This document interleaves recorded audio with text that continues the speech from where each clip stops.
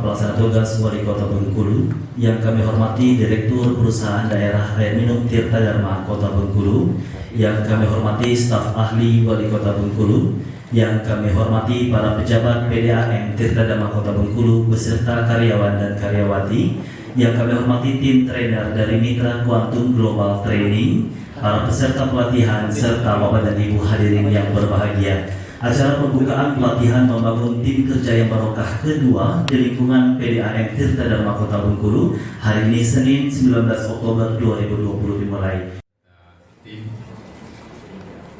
Seluruh peserta pelatihan membangun tim kerja yang barokah tingkat kedua yang saya hormati, yang saya cintai, yang saya banggakan.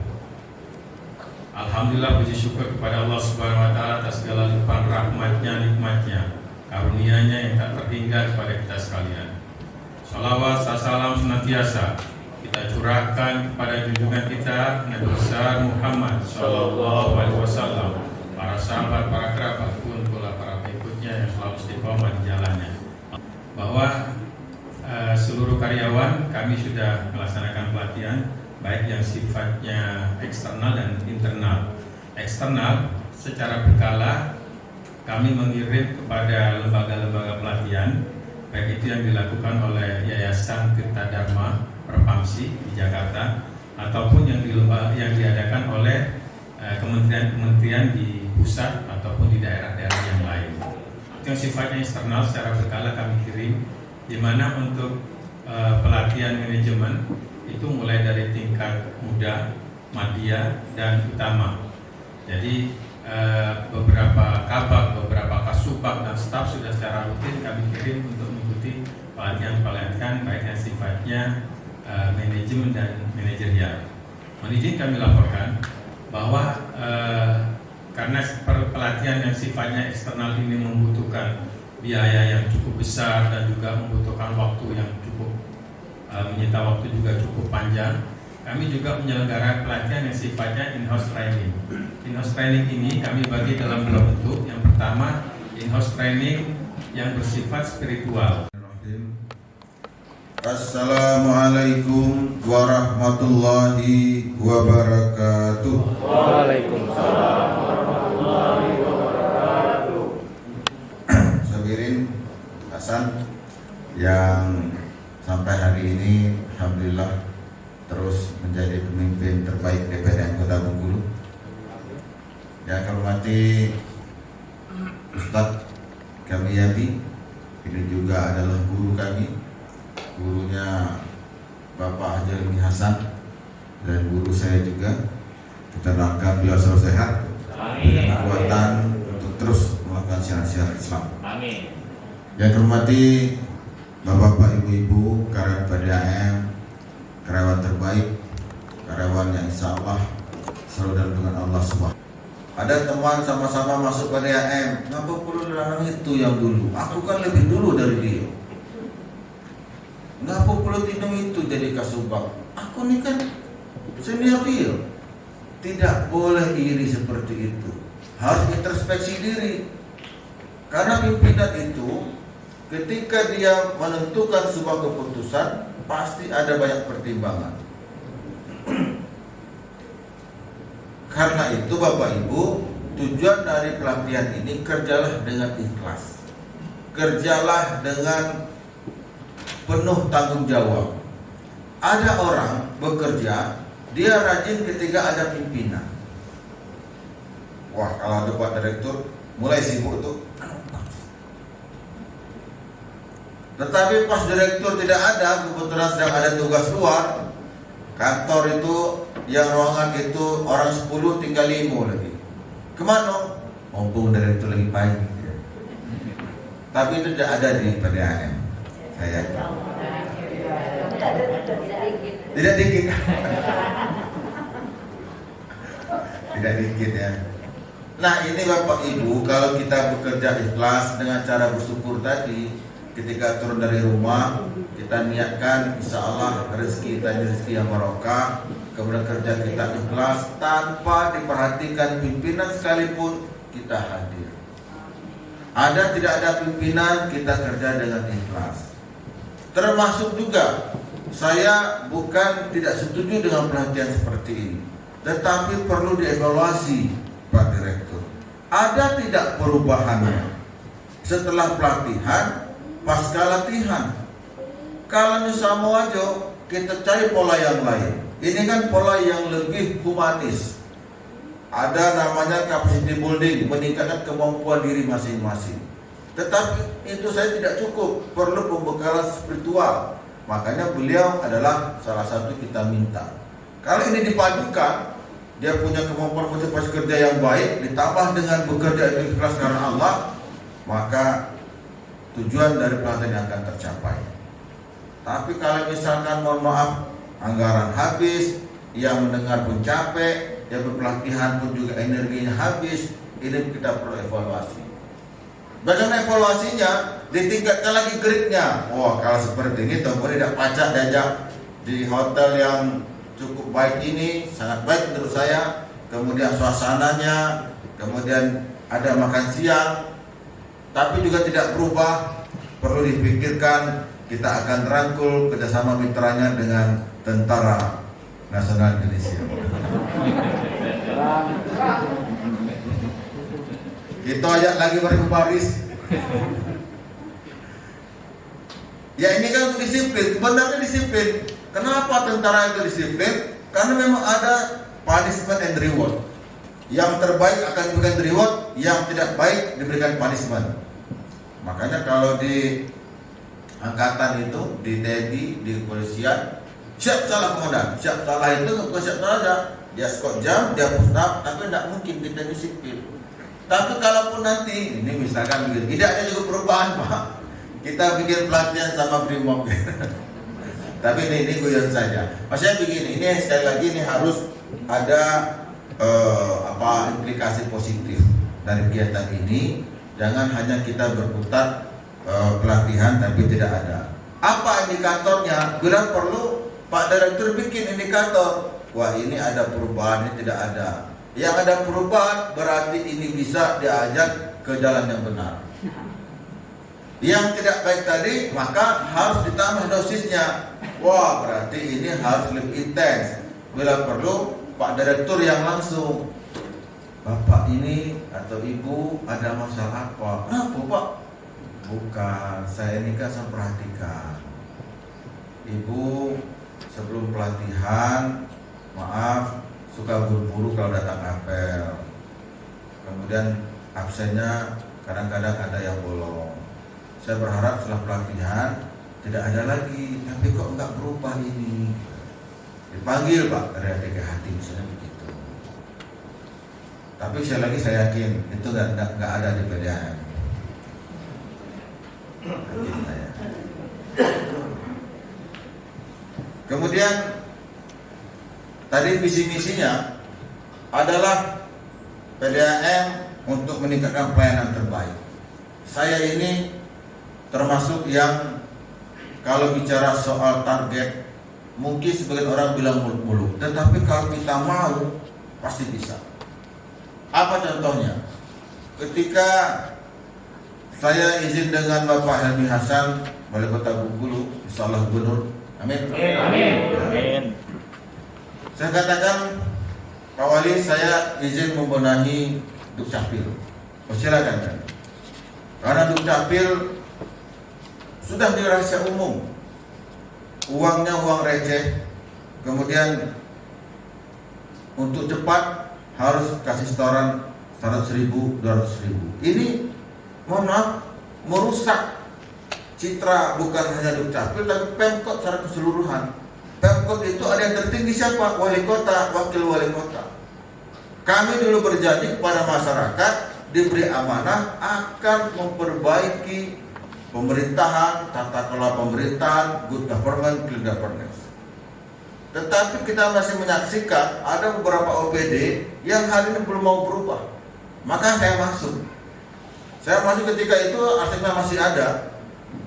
Saya masuk ketika itu baru beberapa minggu dilantik. Saya lihat kantornya tidak nyaman betul. Arsip-arsip tumpuk-tumpuk di mana? Saya katakan, kenapa seperti ini? Gimana mau melayani dengan baik kalau suasana kita tidak nyaman, panas, kotor, kemudian muka cemberut semua. Cemberut itu karena panas. Kalau gini kan aman, nyaman, kita bisa smile. Tapi kalau misalnya panas, sibuk gipe. Nyaman loh, kapan kakak? Maka saya katakan tolong.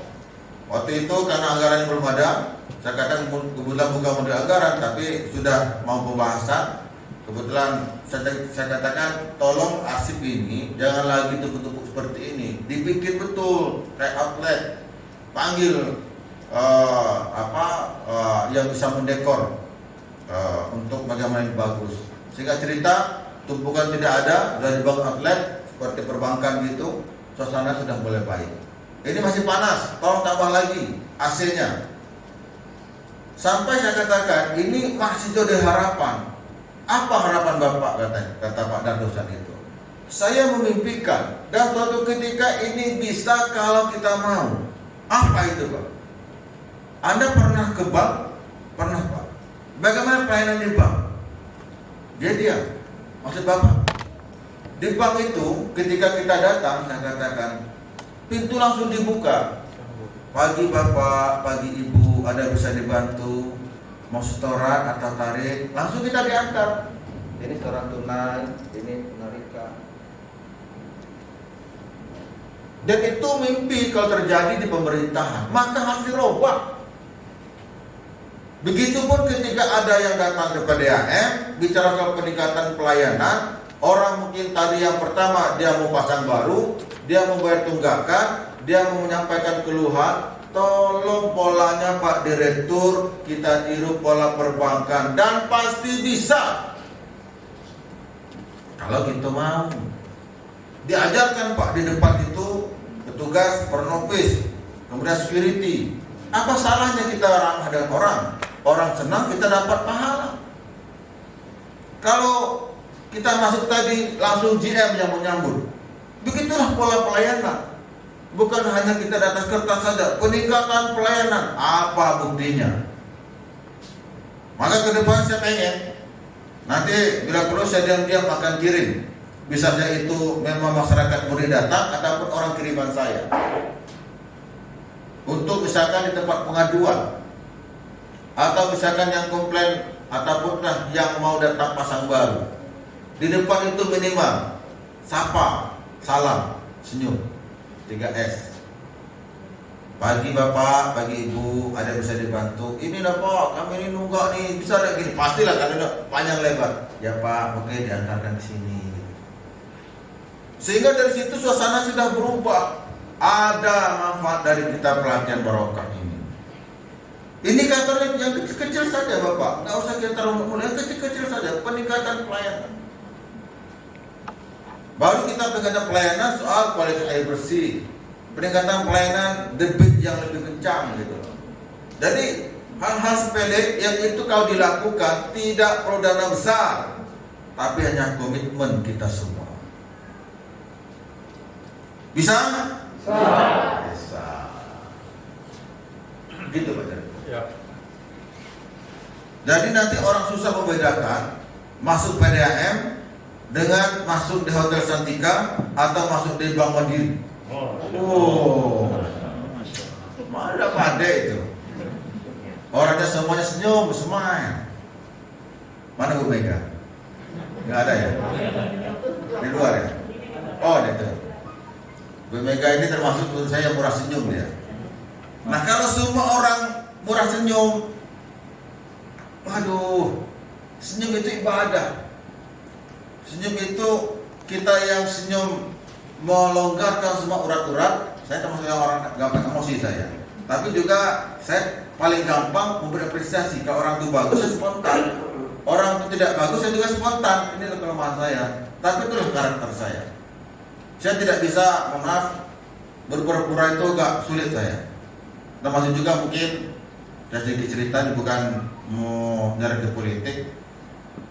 Saya 2 hari terakhir saya sibuk mengangkat telepon sama membalas WA karena keputusan saya keluar ataupun mundur dari Partai Gerindra. Partai besar, Ketua DPC, untuk jadi ketua DPC itu mohon maaf Bapak Ibu semua, tidak gampang. Butuh energi ekstra, finansial, kemudian lobby segala macam. Tetapi manakala saudaraku Helmi Hasan maju sebagai calon gubernur dan Partai Gerindra tidak mendukung beliau, saya harus memilih. Ini soal pilihan terberat. Apakah saya tetap sebagai ketua Gerindra mendukung calon lain atau saya kontra dengan saudaraku Helmi Hasan? Ataukah saya bermain cantik tanda kutip berkaki dua, bermuka dua? Saya tidak bisa seperti itu. Maka lama saya merenung sehingga saya putuskan saya untuk mundur dari ketua partai. Apa pesannya? Disinilah bicara soal loyalitas, integritas, dan wujud kita berteman dan bersahabat. Jabatannya sebentar. Ini amanah. Manakala rakyat memberi kepercayaan, maka insya Allah akan langgengkan. Tetapi persahabatan, pertemanan di keluarga itu berlangsung sangat lama. Jangan hanya karena jabatan kita kontra, jangan hanya misalkan belum diberi amanah, tidak menduduki jabatan, langsung tidak bertegur sapa dengan teman ataupun dengan pimpinan. Ini amanah. Tetapi untuk mengejar amanah itu tentu dengan ikhtiar. Kalau kami ikhtiarnya bagaimana memuaskan masyarakat. Kalau Bapak Ibu ikhtiarnya bagaimana berjalan, bersikap, bekerja sesuai dengan fatsun di PDAM, sesuai dengan visi-misi PDAM.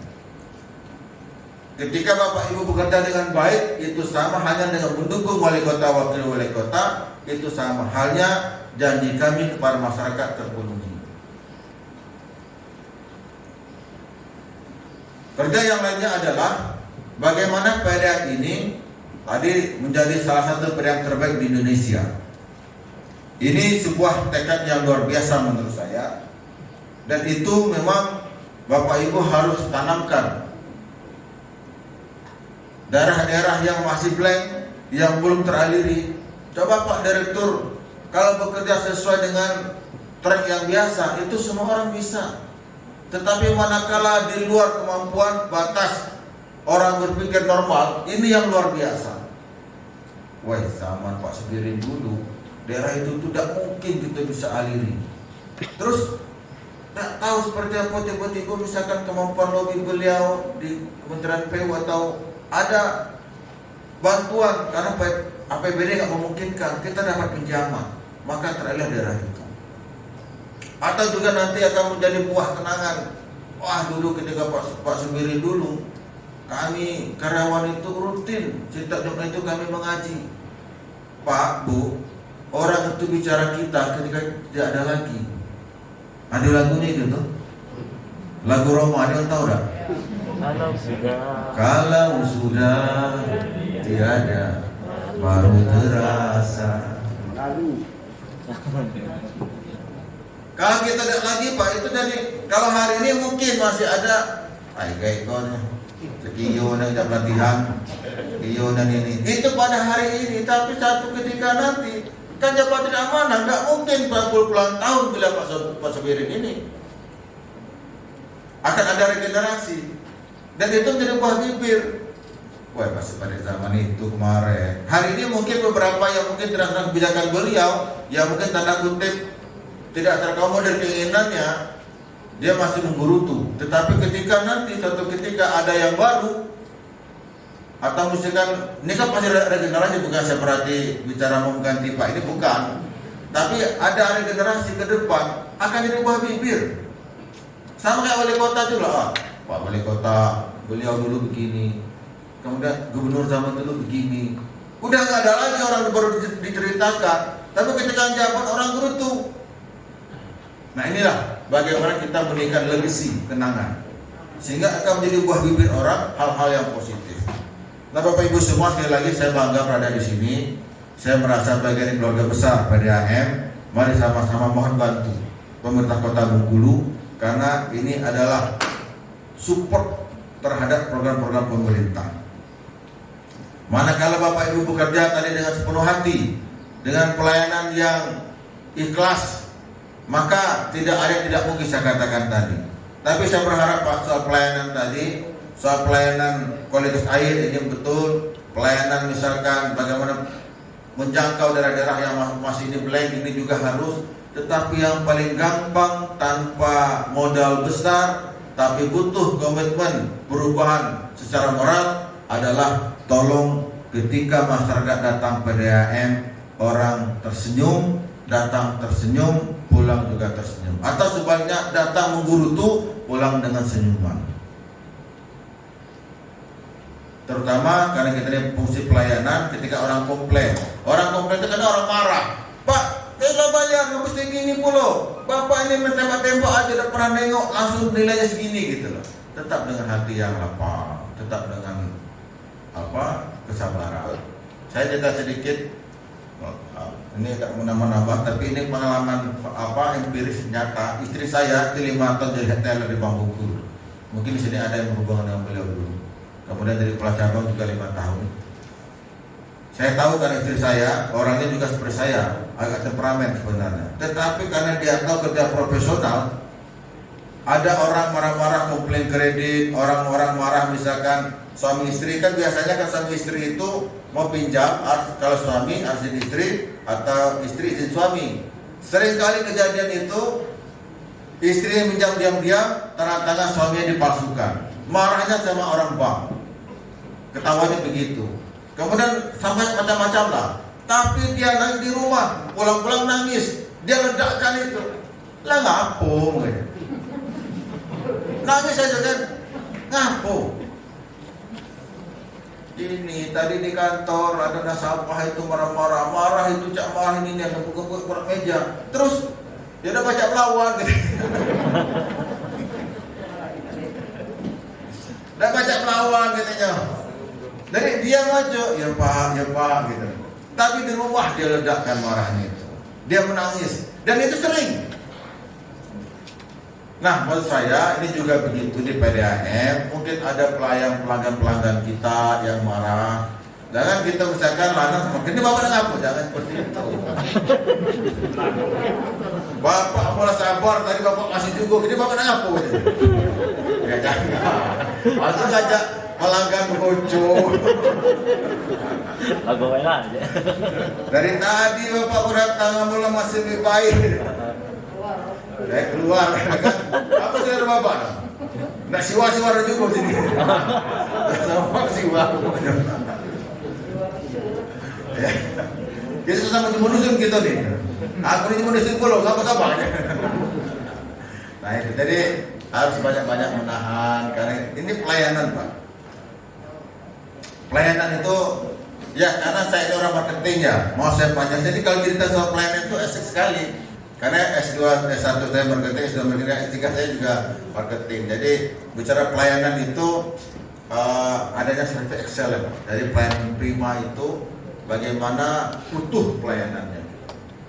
Jadi ini Pak Direktur sangat baik ini Pak Direktur. Saya ingin betul Pak Direktur melakukan evaluasi internal tentang before after pelatihan ini sendiri. Paling tidak kalau tidak semua minimal 60% ada yang berubah. Dan pada Bapak Ibu semua juga saya mohon jadilah karyawan yang baik, karyawan yang betul-betul loyal, punya loyalitas, kemudian punya kapasitas, kemudian punya integritas. Kapasitas tadi kemampuan kita. Kalaupun kita belum beri amanah, kita juga harus introspeksi. Oh ya, mungkin saya juga memang belum mahir dan komputer. Ini yang ini aku program pajak lalu. Saya program pajak mungkin itu. Artinya belum belajar khusus. Atau mungkin yang lain. Oh iya aku ini kan masih SMA, itu sudah S1. Kuliah. Ada kata terlambat. Jadi harus introspeksi. Itu soal kapasitas. Soal integritas, kejujuran, ini penting. Kejujuran ini penting, integritas. Dia punya bagaimana tingkat kejujurannya itu kan akan terkelihatan. Terutama kejujuran dalam mengelola keuangan. Ini orang keuangan yang paling ini. Bagaimana kejujuran?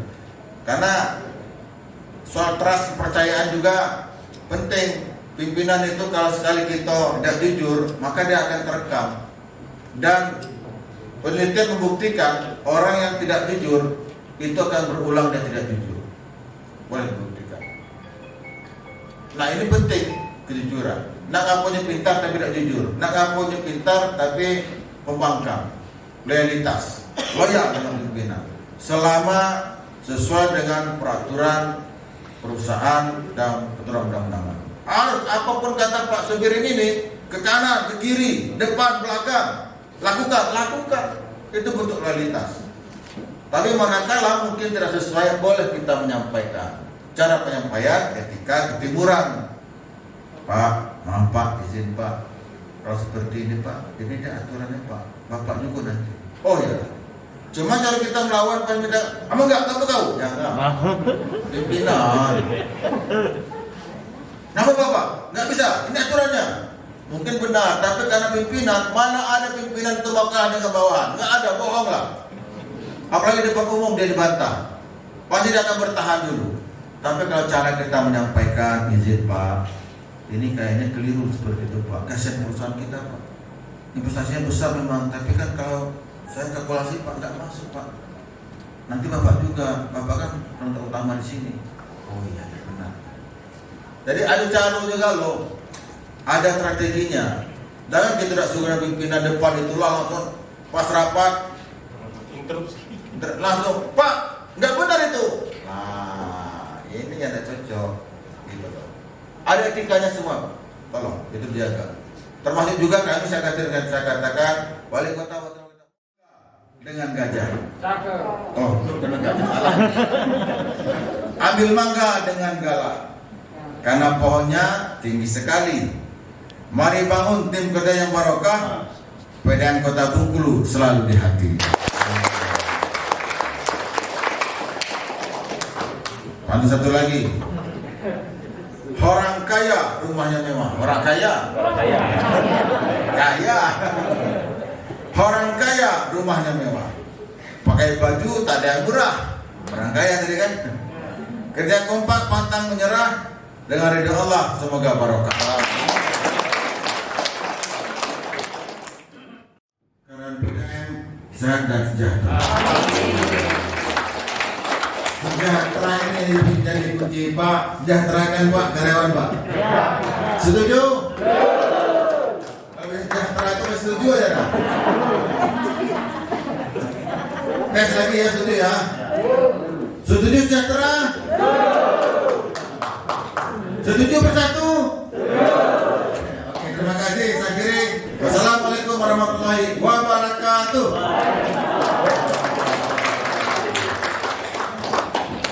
Oh ya, saya belum tadi ya. Ini jangan lupa saya.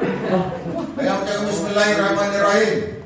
Acara pelatihan membangun tim kerja yang barokah di lingkungan PDAM Kota Bengkulu saya buka secara resmi.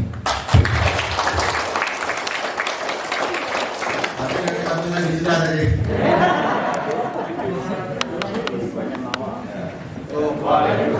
Satu lagi Pak. Ya saya kan sudah.